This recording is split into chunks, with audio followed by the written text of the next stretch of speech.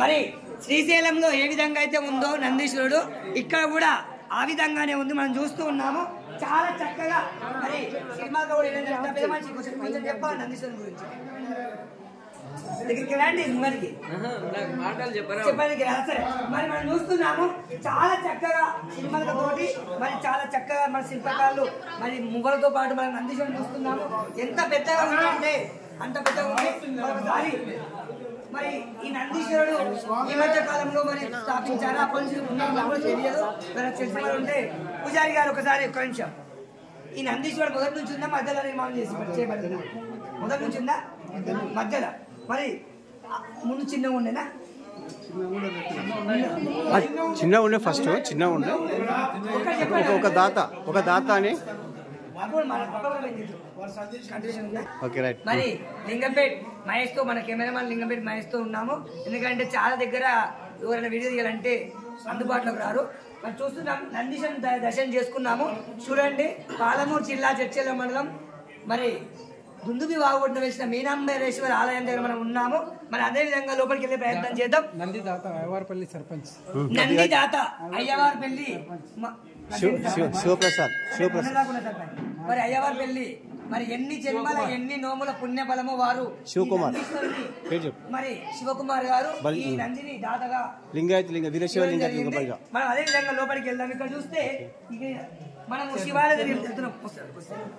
ఇక్కడ చూస్తున్నట్టు ఈ నాగులు అనేవి ఆలయాన్ని ముఖద్వారంలో ఉన్నాయి. మనం లోపలికి వెళ్ళే ప్రయత్నం చేద్దాం.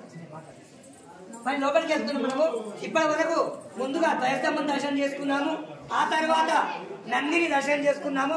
ఇప్పుడు ఆలయంలోకి ప్రవేశిస్తే ముందుగా మనం ఆలయం గర్భాలయంలో ప్రవేశించే ముందు మనం ముందుగానే మరి ఇక్కడ సాక్షి గణపతి లాగా మనకు గణపతి స్వామి దర్శనం ఇవ్వడం జరిగింది. మరి వారి పక్కనే మరి శివయ్య కుమారుడు అయినటువంటి కుమారస్వామి కూడా దర్శనం చేసుకోవడం జరుగుతుంది.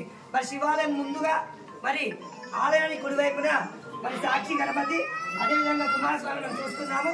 అదేవిధంగా ఇక్కడ కూడా అమ్మవారు ఉన్నారు. వారి పేరు చూద్దాం ఒకసారి. మరి శ్రీ మహాగౌరీ మాత మూల మనం దర్శనం చేసుకోవడం జరుగుతుంది. శివయ్యకు మూల విరాట్ శివయ్య ఉన్నాడు కనుక ఆ శివయ్య కుడి వైపున సాక్షి గణపతి మరి కుమారస్వామి, అదే విధంగా ఎడమ వైపున అమ్మవారు శ్రీ మహాగౌరీ మాత కూడా మనకు కనిపిస్తూ ఉన్నది. మరి ఇక్కడ తర్వాత ఇక్కడ నుంచి మనము ఇక్కడ లోపలికి వెళ్ళి చూసే ప్రయత్నం చేద్దాం.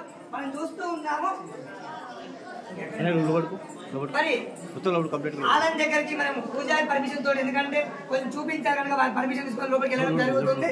మనము ముందుగా ఓం నమః శివాయ మరి ఆలయంలో ప్రవేశించాము.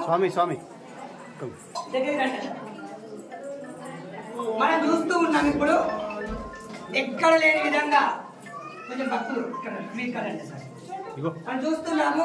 మార్కెట్ చైర్మన్ ఆయన్ని మాట్లాడిపించేసాను. గోపాల్ ప్రాప్తి మరి ఇక్కడ మనం ఉన్నాము. చాలా చక్కగా శివ ఒకసారి చూడవచ్చు. అతి పెద్ద ప్రాణమఠం మొత్తం రాతితో చెక్కబడి ఉంది. మరి అతి పెద్ద శివాలయం ఇక్కడ మనం చూస్తున్నాము. చాలా మంది భక్తులు ఈ రోజు సోమవారం అభిషేకం కూడా చేస్తున్నారు. ఇప్పుడే మనకు ఆలయ చైర్మన్ కూడా అందుబాటులో రావడం జరిగింది. ఆలయ ఇష్టత అందరూ తెలియదు కనుక కాస్తూ కూస్తూ మరి చైర్మన్ కూడా తెలిసి ఉంటుంది. మరి వారిని అడిగి తెలుసుకునే ప్రయత్నం చేద్దాం. జై శ్రీరామ్. ఓం నమః శివాయ.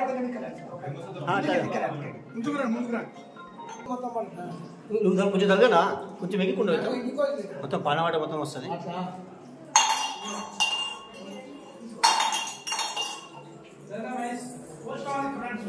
ఓకే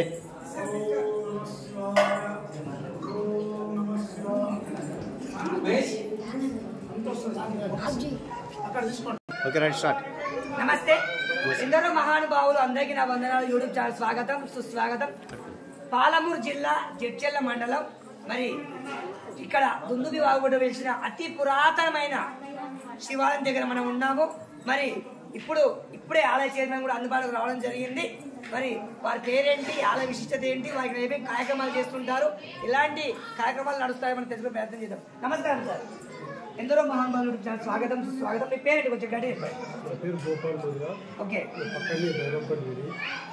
ఈ ఆలయము కొంతమందిని అడిగితే ఏ ఊరు చివర్లో కూర్చొని అంటే అన్ని చివర్లు కలిసి ఉన్నాయి. ఇక్కడ ఏంటి పరిస్థితి?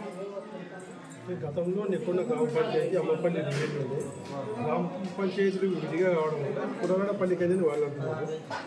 పురగడపల్లి అన్నా నెక్కొండ గ్రామ పంచాయతీ అన్నా మీనామరం అంటే ఎవరు తెలియదు కనుక ఆదోన్పల్లి మీనామరం అంటే తెలుస్తుంది. ఆదోన్పల్లి మాదని వాళ్ళు అంటారు. 3 ఊరు కలిసి మాది అనే వాళ్ళని సేవ చేస్తున్నారు మాత్రం ఎవరు లేరు. అంత భావంతుడు అన్ని రకాల వేరే దూరం నుంచి ప్రాంతాల నుంచి వచ్చిన భక్తులు మాత్రమే ఇక్కడ సహకరించడం పనిచేస్తున్నారు. పక్క ఊళ్ళో మాత్రం బాగా ఇష్టపడతారు. ఎందుకంటే దేవాలయం అభివృద్ధి అయితే వాళ్ళ చేసే వాళ్ళ కడిగి పెట్టే వాళ్ళు అంటే గతంలో ఇదంతా ఉసుక దొక్కుంటే ఇదంతా వేయరు కనుక మొరానికి వస్తున్నారు. ఉసుక అయిపోయింది మొరానికి వస్తున్నారు. ఇందులో మనం తీసుకుపోవట్లేదు వాళ్ళకి ఇబ్బంది అవుతుంది.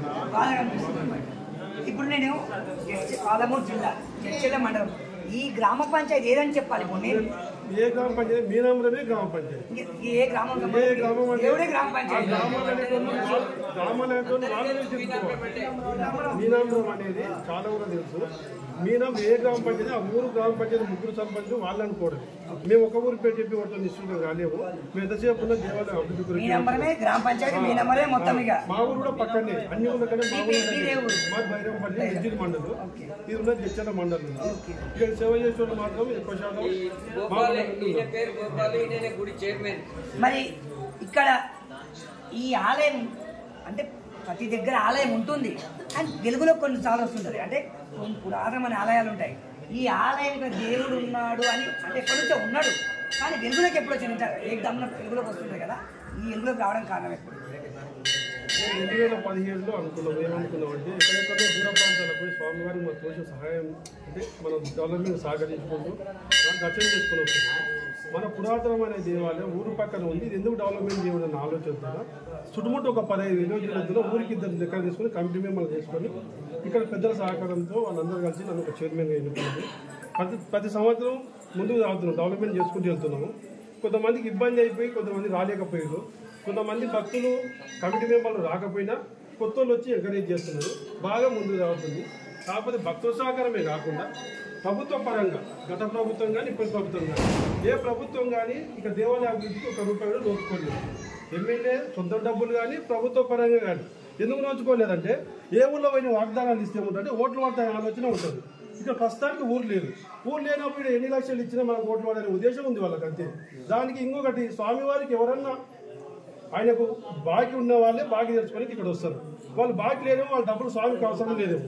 మేము ఎన్నిసార్లు పోయినా మాకు దూరంగా పెట్టి రాజకీయ నాయకులు ఏదో రకంగా చూస్తున్నాం.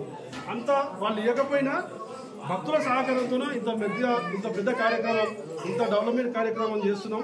ఇంకా ముందుకు చేసేది మేము అనుకున్న లక్ష్యం ఇంకా ముందు చేరుకోవాలి. మరి ఇప్పుడైనా ప్రభుత్వం కానీ రాజకీయ నాయకులు కానీ మాకు సహకరించి ఆర్థిక పరంగా కొంచెం చూస్తే దేవాలయ అభివృద్ధి కోసం ఇంకా డెవలప్మెంట్ చేయొచ్చని ఆలోచన చేస్తున్నాం.